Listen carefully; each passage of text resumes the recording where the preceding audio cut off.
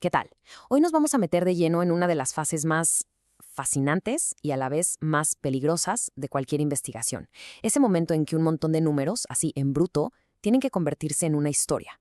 Una historia que tenga sentido y que sea creíble. Y para empezar, a ver, escuchen esta frase de Newman, que es buenísima y pone todo en perspectiva. Dice algo así como que un investigador puede tener la muestra perfecta, las mediciones ideales, cero errores al recoger los datos, pero si se equivoca al codificar o al meter esos datos a la computadora, ¡pum!, puede echar a perder absolutamente todo el proyecto. Para entender bien cómo funciona todo esto, vamos a seguir un camino de 4 pasos. Primero, vamos a ver por qué esta última etapa es tan traicionera. Luego, nos meteremos a ver cómo se le pone orden al caos de los datos. Después, veremos las técnicas para que los números empiecen a contar su propia historia. Y para cerrar, cómo todo esto se convierte en un diálogo, en conocimiento que se puede compartir. Venga pues, empecemos con el primer punto. ¿Por qué esta fase final es pero tan crítica? Y es que, miren, aunque hoy tengamos programas y computadoras súper potentes, la fase de análisis está llena digamos, de trampas. Uno se puede equivocar al preparar los datos, al editarlos, al codificarlos. O se puede usar una técnica estadística que simplemente no es la correcta para lo que se busca. Y quizá lo peor de todo, interpretar mal los resultados. Cualquiera de estas cosas puede literalmente tirar a la basura todo el trabajo anterior. Entonces la pregunta es obvia. ¿Cómo se le hace para no caer en estas trampas? Bueno, pues todo, absolutamente todo, arranca con una preparación de los datos súper meticulosa. Y ojo, no estamos hablando de simple trabajo de oficina, ¿eh? Es un proceso súper sistemático para asegurar la calidad de lo que tenemos. Primero la edición. Es como una revisión a fondo, buscando errores, cosas raras, ambigüedades. Luego la codificación, que es básicamente traducir todo a un lenguaje que la computadora entienda. Y finalmente la grabación. Ya que está todo limpio y codificado, se mete en una matriz de datos. Cada paso es como un filtro, para asegurarnos de que solo lo bueno y consistente pase al análisis. Hablemos un poquito más de la codificación, porque es clave. Imaginen que en una encuesta alguien pone de profesión, soy mecánico, arreglo coches. Pues eso así no le sirve a un programa estadístico. La codificación es el proceso de agarrar esa respuesta y asignarle un número, un código específico que ya está en un catálogo, por ejemplo, en un sistema de clasificación nacional. Solo así, convertido en número, se puede analizar junto con miles de otras respuestas. Y para que vean qué tan importante es esto, chequen este dato de Biemer y Leiberg.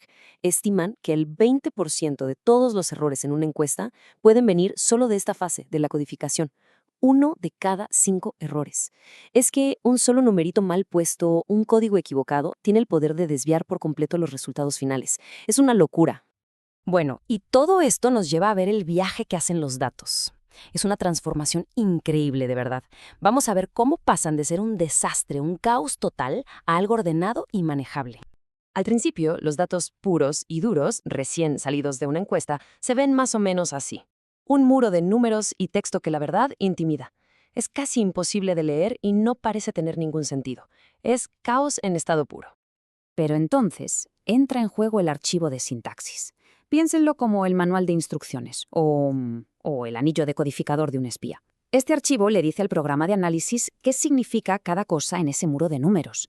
Le dice, por ejemplo, oye, esta columna de aquí se llama CCA, o sea, Comunidad Autónoma, y cuando veas un 01 significa Andalucía. Le da las reglas del juego. Y voilà, el resultado final es esto, una matriz de datos limpiecita, súper organizada. Cada columna, o sea, cada variable, tiene su nombre, su etiqueta, cada respuesta está en su lugar. El caos se transformó en orden. Ahora sí, esto está listo para el análisis. Ok, ya con los datos en orden, ahora sí empieza lo bueno. Contar la historia que esconden. Y como en cualquier buena historia, vamos a empezar por lo más sencillo. El primerísimo paso es lo que se llama análisis univariable. Aquí, lo que se hace es mirar una sola variable a la vez. Es como si en un rompecabezas gigante, en lugar de tratar de armarlo todo de golpe, primero uno se pone a ver cada pieza por separado. Así se conocen a los personajes de la historia, uno por uno. Por ejemplo, aquí vemos un análisis de una sola pregunta de una encuesta del 2010. La pregunta era, ¿qué opinaba la gente sobre el número de inmigrantes en España? Bueno, pues resulta que casi la mitad, un 47.6%, sentía que era excesivo. Esto por sí solo es un dato interesante, como una foto de un momento específico. Pero la cosa se pone mucho, mucho más interesante cuando empezamos a conectar los puntos, cuando empezamos a ver la relación entre dos variables. Ahí es cuando la historia de verdad empieza a cobrar vida. Miren lo que pasa cuando cruzamos la pregunta de antes, la de la percepción sobre la inmigración, con la edad de las personas que respondieron. De repente, ¡boom!, aparece un patrón súper claro. Fíjense, entre los menores de 30 años, el 39% decía que el número era excesivo. Pero esa cifra va subiendo y subiendo con la edad, hasta llegar a casi el 60% entre los mayores de 65. Eso ya nos cuenta algo mucho más profundo. Pero claro, la realidad, la sociedad, es mucho más compleja que eso, ¿no? Casi nunca las cosas dependen de una o dos variables nada más. Para entender de verdad lo que pasa, hay que analizar cómo un montón de factores interactúan al mismo tiempo. Y para eso existen estas técnicas, el análisis multivariable. Son herramientas mucho más potentes que permiten construir modelos súper sofisticados. Con estos modelos se pueden predecir cosas basándose en cómo influyen muchos factores a la vez. O sea, nos dan una visión del mundo mucho más completa y más apegada a la realidad. Ok, entonces ya se hizo todo el trabajo de limpieza, de análisis, pero falta un paso crucial. ¿Cómo se comparte todo este nuevo conocimiento con el resto del mundo?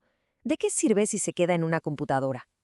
Pues todo esto se plasma en un informe de investigación, y este informe tiene una estructura muy específica, pensada para que sea totalmente transparente.